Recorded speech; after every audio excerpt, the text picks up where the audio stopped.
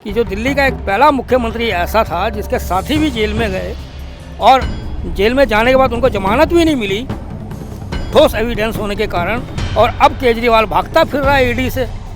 तो कहने का मतलब ये तो एक इतिहास में लिखा जाना चाहिए। पोल्यूशन को दूर करूंगा, कहाँ पोल्यूशन दूर है? आज 390 से ऊपर पोल्यूशन है जो बच्चों और बूढ़ों के लिए खतरनाक है। लोगों के न्याय के लिए अपना रामलीला मैदान में बेंच बिठाऊंगा, उनमें जो लोगों का अन्याय हो रहा है उनको हम न्याय के लिए उनको वो देंगे, उत्तर देंगे, उनका समाधान निकालें। कहाँ है? ईडी के सवालों से केजरीवाल डर गए हैं, लेकिन अगर डर गए हैं तो वो मीडिया के सामने तो ये कहता है कि मैं किसी से नहीं डरता, और नहीं डरता, आम आदमी पार्टी किसी से नहीं डरती। तो यहाँ पे क्या हो गया? अब ये देख लिया, आपके उसमें ही सवाल में उत्तर है। वो कहता है मैं किसी से नहीं डरता। अभी एक सवाल में आपका क्वेश्चन था कि वो ईडी से डर के भाग रहे हैं। अब ये देखिए ना इस चीज़ को, जो ये केजरीवाल जो कहता है कि प्रधानमंत्री जी मुझसे डरते हैं, गृह मंत्री जी मुझसे डरते हैं, या बीजेपी वाले मुझसे डरते हैं, इसलिए मेरा कुछ नहीं बिगाड़ सकते।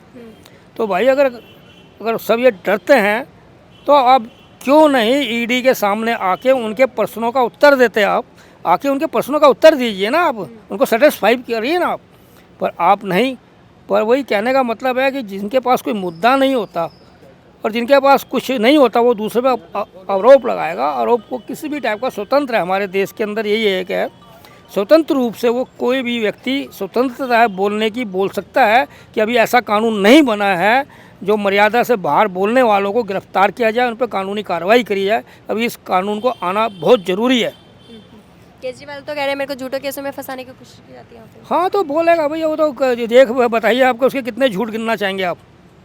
एक झूठ तो बता दो, ईडी का भी ये झूठ आ गया, पहले अन्ना के जो धोखा दिया वो झूठ आ गया, जो उन्होंने दिल्ली के अंदर कार्य करने के लिए कहा था मैं सड़कें अच्छी बनाऊंगा, मैं सिटी बनाऊंगा, पेरिस बना दूंगा, वो कहाँ है? वो झूठ बोलने हाई फाई फ्री दूंगा युवाओं को, कहाँ है वो हाई फाई फ्री? कहाँ पर कैमरे हर जगह लगे होंगे? कहाँ है वो कैमरे लगे हुए? पोल्यूशन को दूर करूँगा, कहाँ पोल्यूशन दूर है? आज 390 से ऊपर पोल्यूशन है जो बच्चों और बूढ़ों के लिए खतरनाक है। क्या किया उसने पोल्यूशन के लिए इतने साल में? 3 बार आने के बाद भी कहाँ उसने जमुना को साफ़ किया? कहाँ लोगों को स्वच्छ फिल्टर पानी कहता था मैं दूंगा? कहाँ दिया उसने पानी? कहाँ मैं कहता था मैं लोगों के न्याय के लिए अपना रामलीला मैदान में बेंच बिठाऊंगा, उनमें जो लोगों का अन्याय हो रहा है उनको हम न्याय के लिए उनको वो देंगे, उत्तर देंगे, उनका समाधान निकालें। कहाँ है? ये कितने झूठ हैं उसके, कितने। अब आलीशान महल देख लो उसका, शीश महल देख लो उसका, तो अभी का पीछे नमूना भी कई बार यहाँ चला है, अपोजिशन पार्टी ने लगाया है, और युवा जो आपके पत्रकार ने उनका खुलासा किया है। जब लोग तरस रहे थे, जिस टाइम दिल्ली में मुख्यमंत्री खास जरूरत थी, उसकी टीम की ज़रूरत थी, जो कोरोना से परेशान थे, जो अपने आ जा रहे थे, यातायात का साधन नहीं था और उनको जो बहुत जरूरी हॉस्पिटल में बेड और उनकी ज़रूरत थी, कहाँ था ये छुपा? अपना शीश महल बनवा रहा था क्या? वो भी जाली पत्र, जाली कागज़ से, क्योंकि टैक्स के बारे में ये जानता है कितने का बिल वो पास कर सकता है, कितने का। केजरीवाल जब आ रहे थे इलेक्शन में उस टाइम पे तो कह रहे थे कि मेरे को कुछ नहीं चाहिए, ये एक बहुत शीश महल। तो ये देख लिया झूठ है ना ये, कि मेरे बच्चे सरकारी स्कूल में पढ़ेंगे, मैं सरकारी हॉस्पिटल में अपने परिवार का इलाज कराऊंगा, मैं कोई सवारी नहीं लूँगा, मैं कोई सुरक्षा नहीं लूँगा, मैं कोई बिल्डिंग नहीं लूँगा।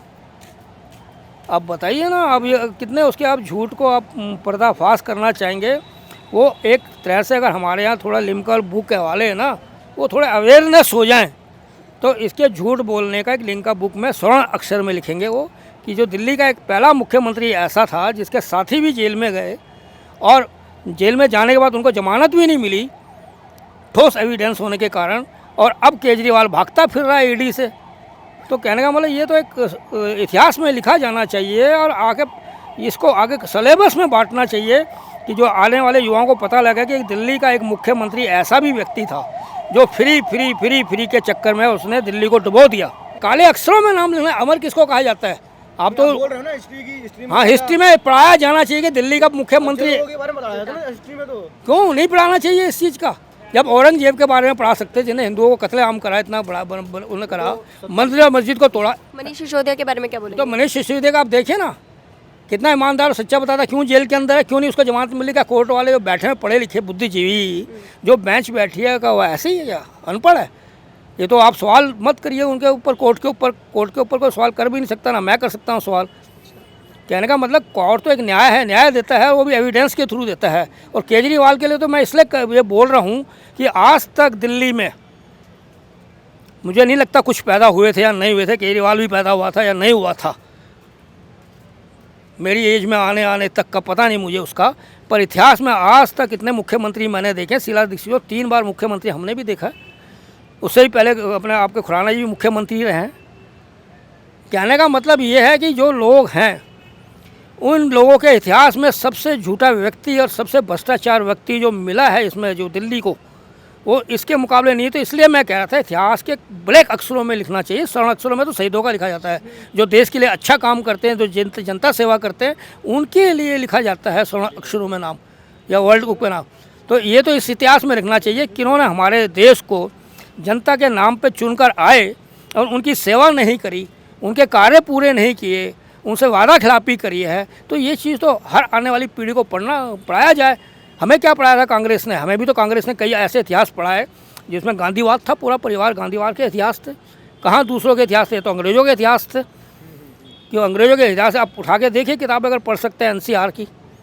पर कहने का मकसद ये है कि हमारे समाज को उठाने के, युवाओं को जगाने के लिए, चाहे वो किसी भी पार्टी का भ्रष्ट नेता हो, किसी भी पार्टी का नाम ले रहा हूँ मैं, या किसी भी समाज में ऐसे लोग हो जनदंगे फसाद करते हों, उन लोगों को किसी भी तरह से बख्शना नहीं चाहिए। उनके लिए कानून सख्त बनना चाहिए जिससे आने वाली पीढ़ी या सोचने वाले लोग ऐसे उसको याद कर सकें।